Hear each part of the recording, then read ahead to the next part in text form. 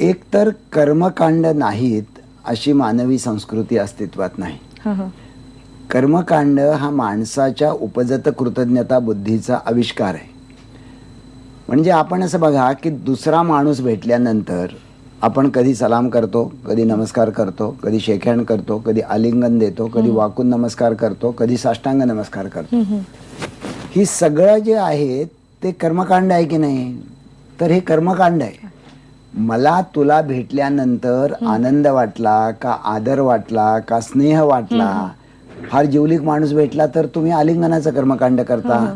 ज्याच्याबद्दल प्रचंड आदर आहे असा असेल तर साष्टांग नमस्कार तुम्ही घालता. त्यामुळे कर्मकांड हे माणसाच्या उपजत कृतज्ञता बुद्धीची खूण आहे आणि ती मानवी संस्कृतीमध्ये विकसित झालेली आहे. परंतु जसं होतं की ज्यासाठी गोष्ट तयार होते त्याच्यामधला जो गाभा असतो तो हरवला जातो आणि बहुतेक जी शुष्क टरफलं असतात त्यांनाच माणसं आपलं जीवन किंवा असं म्हणू की तोच खरा भाग असं मानायला लागतात. असं कर्मकांडांच्या बद्दल आपल्या देशामध्ये फार मोठ्या प्रमाणात झालेलं आहे. आणि त्याच्यामुळे काय झालेलं आहे, म्हणजे तुम्ही असं म्हणाला की अंधश्रद्धा निर्मूलन समितीचा कर्मकांडाला विरोध का, तर खरं म्हटलं तर हे विधान असं आहे की कर्मकांडांना विरोध नाही. कुठल्या कर्मकांडांना विरोध आहे किंवा कर्मकांड काय करतात, तर मला असं दिसतं की कर्मकांड म्हणजे तर्कतीर्थ लक्ष्मण शास्त्री जोशींच्या सारख्या प्रकांड पंडितांनी असं म्हटलंय की ते एक बहिर्मुखी निवृत्ती मार्ग आहे. म्हणजे तुम्ही कर्मकांड करता त्यावेळी तुम्हाला वेळ लागतो, तुम्हाला पैसा लागतो, तुम्हाला उत्साह लागतो.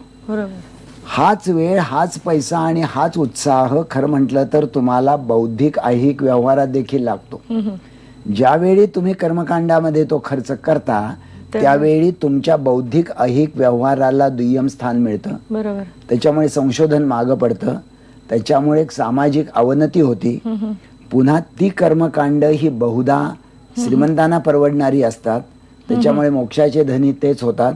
गरीब ती कर्मकांड करायला गेले तर ते आणखी गरीब होतात आणि ते देखील शेवटी माणसाची दृष्टिकोन हा इहलोकवादाच्या ऐवजी परलोकवादी बनतो. हे सगळं कर्मकांडातनं घडतं, म्हणून आम्ही त्याची साक्षेपी चिकित्सा करतो. एकतर कर्मकांड नाहीत अशी मानवी संस्कृती अस्तित्वात नाही. कर्मकांड हा माणसाच्या उपजत कृतज्ञता बुद्धीचा आविष्कार आहे. म्हणजे आपण असं बघा की दुसरा माणूस भेटल्यानंतर आपण कधी सलाम करतो, कधी नमस्कार करतो, कधी शेकहँड